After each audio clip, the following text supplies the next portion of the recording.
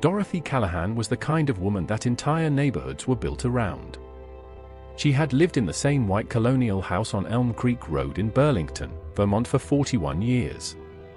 She had raised 3 children in that house: David, Susan, and Michael, on a teacher's salary after her husband Frank passed away from a heart attack at 56, leaving her with a mortgage, a minivan with a broken air conditioner, and a fierceness that surprised even herself. She taught 4th grade at Burlington Elementary for 32 years. She knew every child's name, every child's story, every child's particular kind of hurt. She kept a jar of butterscotch candies on her desk that was never empty. She stayed late on Tuesdays to tutor kids whose parents worked double shifts. She attended recitals and science fairs and baseball games for children who were not her own, because she understood, in the way that certain people understand things deeply and without being taught, that showing up for someone is the most important thing you can do. She retired at 68. By then, her 3 children were grown and scattered across the country. David was in Boston, a corporate attorney with a beautiful wife named Claire and 2 kids: Sophie, who was 12, and Nathan, who was 9. Susan was in Portland, Oregon, with her husband Greg and their teenage son Connor. Michael was the closest, living in Albany, about 3 hours away, but he worked in finance and traveled constantly and called maybe once a month if Dorothy was lucky. After Frank died, Dorothy had made a decision. She was not going to become one of those women who sat in a quiet house waiting for her phone to ring. She joined a book club at the public library. She took a watercolor class on Thursday mornings. She volunteered at the Burlington food shelf every other Saturday. She had a garden that produced more tomatoes than one person could ever eat, so she boxed them up and left them on neighbors' porches with little notes that said things like, "From my garden to your table, enjoy." She was 73 years old, and she was, by almost any honest measure, one of the most alive people on Elm Creek Road. But Christmas was different. Christmas had always been the one time of year when her house filled back up. When the sound of her grandchildren's feet on the stairs woke her at 6 in the morning. When the kitchen smelled like ham and brown sugar and the particular kind of chaos that only happens when 3 adult children and their families try to cook in the same space at the same time. When Frank's absence felt a little softer, padded by noise and laughter and the ordinary beautiful mess of family. This year, she had started preparing in November. She had ordered the ham from the local butcher. She had driven to the Christmas tree lot on the first Saturday of December and picked out a Fraser fir, 7 feet tall, and paid the lot boys to help her get it in the stand because her knees weren't what they used to be. She had wrapped 14 presents, 1 for each grandchild, 1 for each of her children, and a few extra for spouses. She had baked 3 dozen sugar cookies in shapes of stars and snowmen and Christmas trees, packed them carefully in tins with wax paper between the layers. She had called David in October to confirm. He had said yes. She had called Susan in November. Susan had said yes. She had called Michael 2 weeks ago. Michael had said yes, probably, he would try. On December 23rd, David called to say the Hamptons. Susan sent a text: "So sorry Mom, Connor has a tournament in Seattle, we can't make it, love you," followed by 3 red heart emojis, as if a heart emoji was a substitute for showing up. Michael didn't call at all. Dorothy read Susan's text 3 times. Then she set her phone on the counter next to the stack of wrapped presents and stood very still in her kitchen for a long moment. Then she went back to basting the ham. Because the ham needed basting. And Dorothy Callahan was not a woman who left things unfinished. Christmas Eve morning, Dorothy woke at 6:30 as she always did. She made coffee. She stood at the kitchen window in her robe and looked out at the snow that had fallen overnight, 2 inches of clean white covering the yard and the garden beds and the bird bath Frank had installed their second summer in the house. A cardinal sat on the bird bath rim, red as a Christmas ornament against the snow. Dorothy smiled at it. "Merry Christmas," she said quietly. She showered and dressed and put on the red reindeer sweater. She turned the oven on. She moved through her kitchen with the practiced efficiency of a woman who had cooked Christmas dinner for 30 years, doing each task in the right order, measuring nothing because she had long since memorized every quantity by feel. At 10 o'clock, she called David. Just to hear his voice. It rang 4 times and went to voicemail. At noon, she tried Susan. Susan picked up, sounded distracted, said they were at the airport, said she was sorry again, said they would definitely come visit in the spring. Definitely. She would put it on the calendar.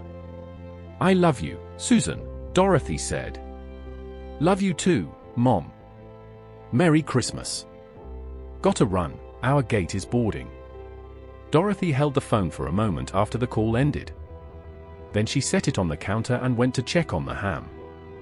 At 2 in the afternoon, her neighbor across the street, a retired postal worker named Harold Bennett, knocked on her door with a tin of his wife Rosemary's pecan cookies and a bottle of sparkling cider. "Rosemary wanted you to have these," he said. "She'd have come herself, but her hip is acting up." "Tell Rosemary thank you," Dorothy said. "That's so kind." Harold looked past her into the house. He saw the table set for 7. He saw the tree and the present stacked beneath it and the ham visible through the oven window. He looked at Dorothy in her red reindeer sweater, standing alone in the doorway of a house prepared for a party that was not coming. His face did something complicated. "Dorothy," he said carefully. "Are you?" "I'm wonderful, Harold," she said, and her smile was so complete and so practiced that Harold almost believed it. "Merry Christmas." She closed the door gently. She stood in the hallway for a moment. Then she walked to the living room and sat down in Frank's old armchair, the brown leather one she had never been able to bring herself to replace, and looked at the Christmas tree. The lights blinked slowly. An ornament near the top, a hand-painted wooden one that David had made in 2nd grade, turned slightly in the warmth from the vent. Dorothy folded her hands in her lap. Outside, the snow had begun again. Soft and steady and completely indifferent. At 5 o'clock, Dorothy served herself dinner. She took the ham out of the oven. She had made scalloped potatoes, green bean casserole, crescent rolls, and a cranberry sauce from scratch using the recipe that had been her mother's and her grandmother's before that. She had made a full batch of everything, enough for 7 people. She filled 1 plate. She carried it to the table and sat down at the head of it, surrounded by 6 empty place settings with their folded napkins and their unused forks and their water glasses she had filled out of habit. She bowed her head. "Thank you for this food," she said quietly. "Thank you for 41 years in this house. Thank you for Frank and for my children, even when they forget. Thank you for the cardinal this morning. Amen." She picked up her fork. She ate slowly, in the particular silence of a house that is quiet not because it has always been quiet but because it used to be full. That kind of silence has a weight to it. It sits in the empty chairs and hums in the spaces between breaths. Dorothy had learned to live inside that silence over the years. But on Christmas Eve, with the table set for 7 and the ham cut and the presents wrapped and the tree blinking its slow patient light, the silence felt heavier than usual.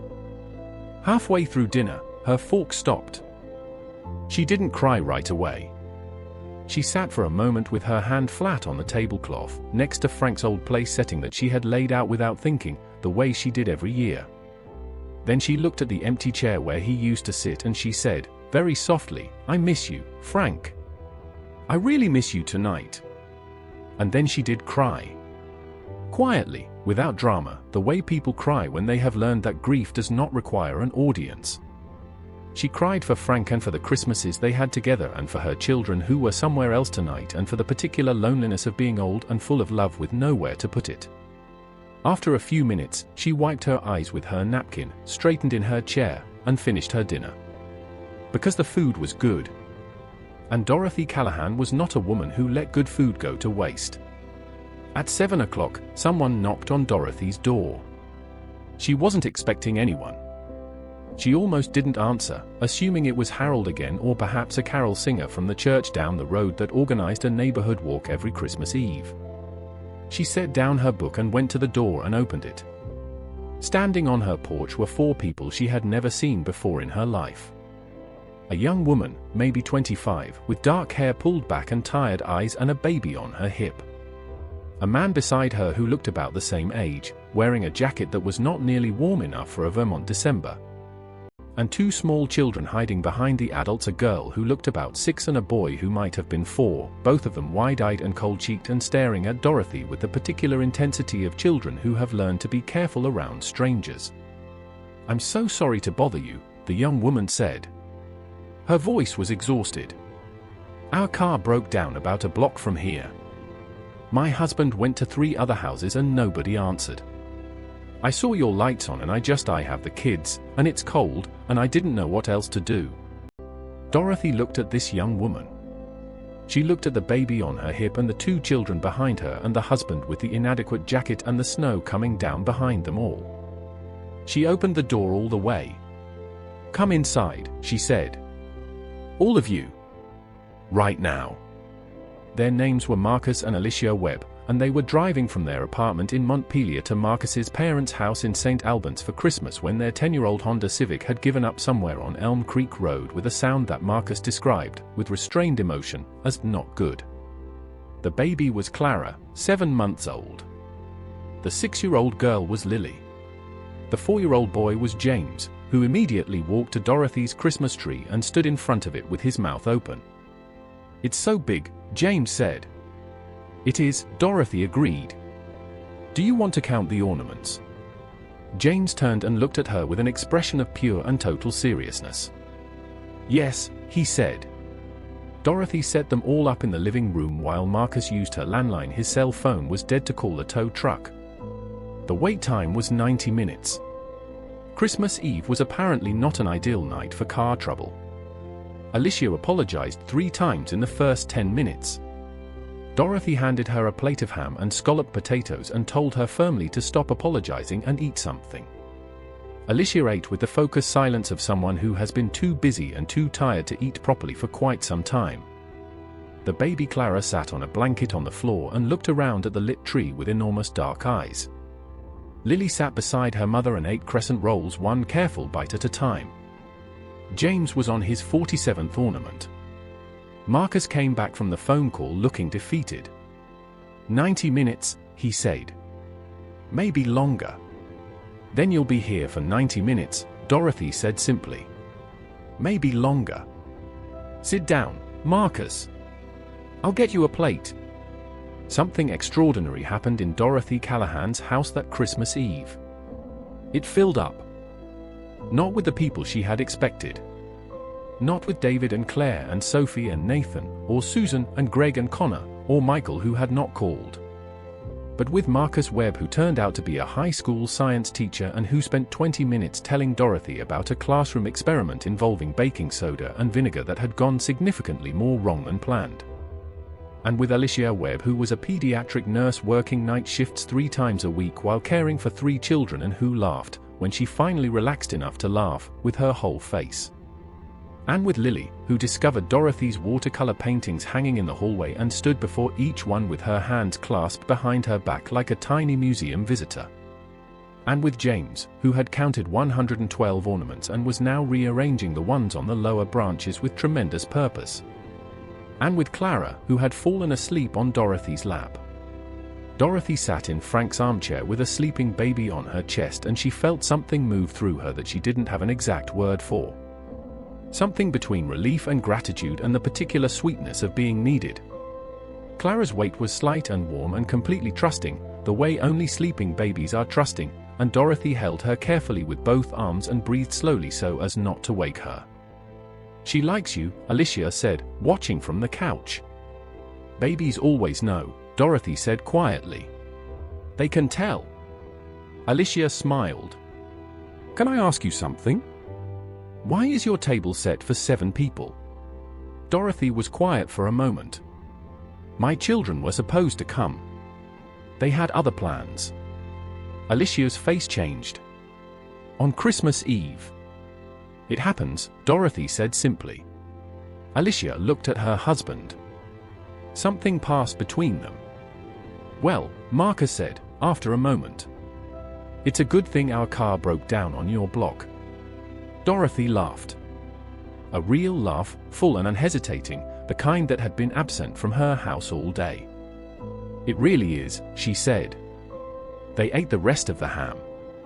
They ate the scalloped potatoes and the green bean casserole and the crescent rolls and the cranberry sauce.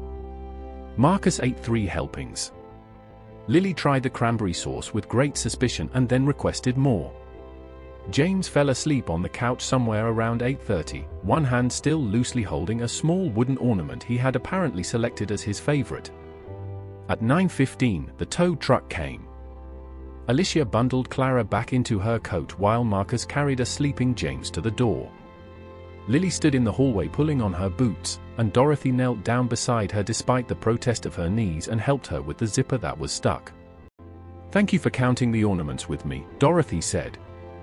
Lily looked at her very directly, the way children do when they are about to say something they mean completely. "There are 114. James missed 2 by the door." Dorothy smiled. "I'll remember that." She packed the remaining sugar cookies into a tin, the stars and the snowmen and the Christmas trees, and pressed it into Alicia's free hand. She sent the rest of the crescent rolls in a Ziploc bag. She found a spare blanket in the hall closet and tucked it around James in Marcus's arms. Alicia looked at her. Her eyes were full. "I don't know what we would have done," she said. "You would have been fine," Dorothy said. "You're that kind of family." "No," Alicia said. "I mean it. Tonight could have been it was so cold, and the kids were scared, and you opened the door without even thinking about it." Dorothy put her hand briefly on Alicia's cheek. The gesture of a grandmother, instinctive and complete. "Merry Christmas, sweetheart," she said. Marcus shifted James in his arms and reached out to shake Dorothy's hand. "We're going to come back," he said. "When the holidays are done. We're going to come back and see you."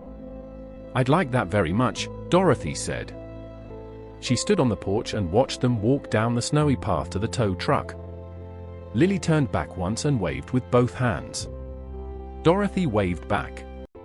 The truck pulled away, its orange light blinking through the falling snow, and disappeared around the corner. Dorothy stood on the porch for a moment in the cold, in her red reindeer sweater, watching the empty street. Then she went back inside. At 10:45, David called. Dorothy was washing the last of the dishes. She dried her hands on the dish towel and answered. "Hey, Mom. Merry Christmas. Sorry it's late, the kids just went down."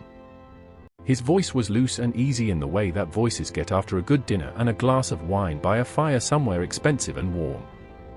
"Merry Christmas, David," Dorothy said. "How was your day? Did you do anything fun?" Dorothy looked around her kitchen. The clean dishes drying on the rack. The ham plate with its foil cover. The empty tin that had held the sugar cookies. The blanket she had used to tuck James in, still folded on the counter. "I had company," she said. "Oh yeah? Who came by?" "A young family. Their car broke down. They stayed for dinner." A pause. "Who? That's weird." "Random people." "Yes," Dorothy said. "They were wonderful." Another pause. Longer this time. Something in his mother's voice was landing somewhere. "Mom, was it okay? Being there by yourself and then?" "I wasn't by myself," Dorothy said quietly. "A family needed a warm place and an open door and a hot meal on Christmas Eve. I had all 3. I think that was exactly how this night was supposed to go." David was silent. Dorothy could hear, in that silence, the faint sound of something shifting. She did not make it easier for him. She had spent enough years making things easier. "Mom," he said, and his voice was different now. Smaller. "I should have come." "Yes," Dorothy said gently. "You should have. I'm sorry." "I know you are, sweetheart." She paused. "Come for Easter. Bring the kids. Sophie is getting so big I want to take her to the garden when things start coming up. Nathan mentioned he wants to learn to bake. Bring them for Easter, David. Don't cancel."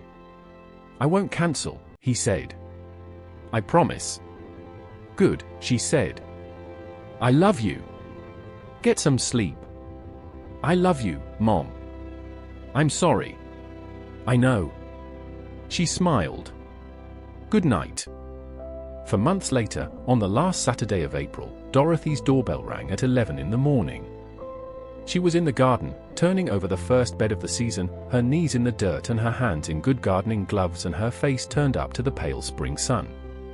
She almost didn't hear it. The second ring brought her to her feet.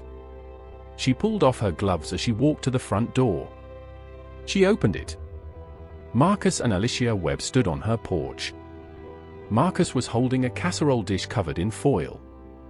Alicia had Clara on her hip, bigger now, grabbing at everything in reach. Lily stood on the step below holding a drawing rolled into a tube and tied with a yellow ribbon. James was already looking past Dorothy toward the living room and the Christmas tree, which was, of course, long since taken down. We said we'd come back, Marcus said. Dorothy put both hands over her mouth. We brought chicken and rice, Alicia said. And Lily made you something. Lily held up the rolled drawing with great ceremony. Dorothy untied the yellow ribbon and unrolled it carefully. It was a watercolor clearly done with real watercolors and real patience, the colors soft and layered of a house at night with a lit window and snow falling and a Christmas tree visible through the glass. In the corner, in careful 6-year-old handwriting, it said, "The lady who opened the door." Dorothy pressed the painting to her chest for a moment. She breathed. She looked at this family on her porch, this family that had knocked on her door in the cold and the dark and the snow on the loneliest night of her year. "Come in," she said. "All of you. Right now." They came in. David arrived an hour later with Claire and Sophie and Nathan, true to his promise. He had called ahead and Dorothy had said nothing about the Webbs, and when he walked through the front door and found a full living room, a baby on the floor, a 4-year-old boy requesting a count of the Easter decorations, a 6-year-old girl teaching Sophie to use Dorothy's watercolors at the kitchen table, and Marcus deep in conversation with nobody and everybody at once, he stopped in the doorway and looked at his mother. Dorothy was in the kitchen making coffee, doing 4 things at once, entirely in her element. David watched her for a long moment. He watched this woman who had set a table for 7 on Christmas Eve and sat alone at the head of it and still found a way to feed strangers and offer warmth to people she had never met and carry her own grief quietly and completely and without bitterness. He walked to the kitchen. He put his arms around his mother from behind and held on. Dorothy patted his arm. "The coffee's almost ready," she said. "Mom," he said into her shoulder. "I'm sorry. I'm really sorry." "I know, sweetheart." She patted his arm again. "Set the table, will you?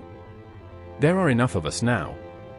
Dorothy Callahan lived on Elm Creek Road for another 9 years. The Webbs came for Easter. They came for the 4th of July. They came on random Saturdays in October when the leaves were turning and Alicia needed a place where the kids could run and Clara could sit in Dorothy's lap and fall asleep the way she always did, trusting and warm and completely at peace. David kept his promise. Susan came the following Christmas with Connor, who was taller than Dorothy expected and surprisingly helpful in the kitchen. Michael flew in from wherever he was traveling and stayed 3 days and called more often after that. The garden grew. The book club met. The watercolor class continued. The jar of butterscotch candy on Dorothy's kitchen counter was never empty. When Dorothy passed away, quietly, in her sleep, on a Tuesday morning in March, the church was so full that people stood in the back and along the side walls. Her children were there and her grandchildren and Harold and Rosemary from across the street. And Marcus and Alicia Webb, who sat in the 3rd row with their 4 children, Clara, Lily, James, and a new baby born the previous summer, whom they had named Dorothy. At the reception afterward, Lily Webb, now 11 years old, stood up without being asked and said in a clear, steady voice, she was the lady who opened the door. And because she opened the door, we had somewhere to go. And because she had somewhere to go, we had her. She sat back down. The room was very quiet. Because some people leave the world exactly as they found it. And some people leave it warmer. Dorothy Callahan left it warmer. If this story stayed with you, share it with someone who needs to be reminded that kindness comes back around. Subscribe to Tale Vera for more stories that remind you what really matters. And tell us in the comments, have you ever had a Dorothy in your life? Someone who opened the door when you had nowhere else to go?